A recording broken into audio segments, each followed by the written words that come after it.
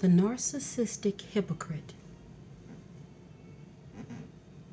Let's first start by defining a few words.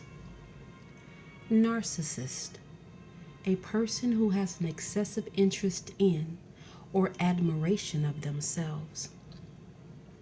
Hypocrite, a person who pretends to have virtues, morals, or religious beliefs, principles, etc., that he or she does not actually possess, especially a person whose actions belie stated beliefs. A person who feigns some desirable or publicly approved attitude, especially one whose private life, opinions, or statements belie his or her public statements. Belie, to show to be false, to contradict, to misrepresent, to act unworthily according to the standards of a tradition, one's ancestry, one's faith, etc. To lie about, to slander. Clearly, a person with these type of characteristics and attributes is someone I believe to be a sad, lonely, and miserable individual. One who may not have a genuine supporting cast of friends and family, although they're being told and or there's an attempt to be shown otherwise by the same type of deceptive and manipulative people they themselves are, and in some cases unconsciously so. You see the familiar spirits that we're more prone to attract because we attract that which we are. On either side of this spectrum, the parties involved usually can't see, nor are they willing to admit that they're mirroring one another. This kind of relationship is a very futile one. It'll lead nowhere. The key component to these type of individuals are composed of is a lackluster, misconstrued, and a fallacy-based loveless existence.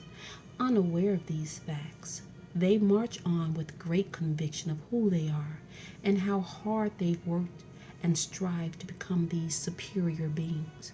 With their audacious attitudes and their critical virtues, as they look down on those around them, void of empathy, they egregiously boast about their sympathy for the common folk they see in passing, labeling them as the meek and weak ones who haven't appreciated the true struggles of the elitist. Truth be told, the greatest void is love. Honest, sincere, unadulterated, unbiased, and unconditional love. From themselves first, and then others. The kind that diplomatically and unapologetically helps them to recognize their own flaws and shortcomings, with offers of supporting their need to correct and overcome them. It's impossible to love without having a clear understanding of what it is and what it means. Majority of us are under the impression that it is just a four-letter word, and then there are some who think it means to be supported no matter what, whether we're right or wrong. The saying that goes, "You can't see the forest for the trees," applies here. Too many of these type of individuals spend much of their time and attention attempting to be consciously aware of and pointing out the style in everyone else's eyes, with the inability to recognize the plank that protrudes from their own.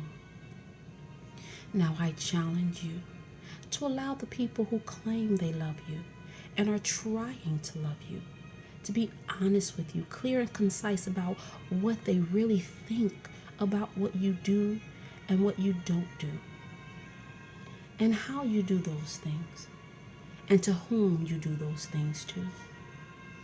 I challenge you to be uncomfortable with what people say to you in order to help you grow.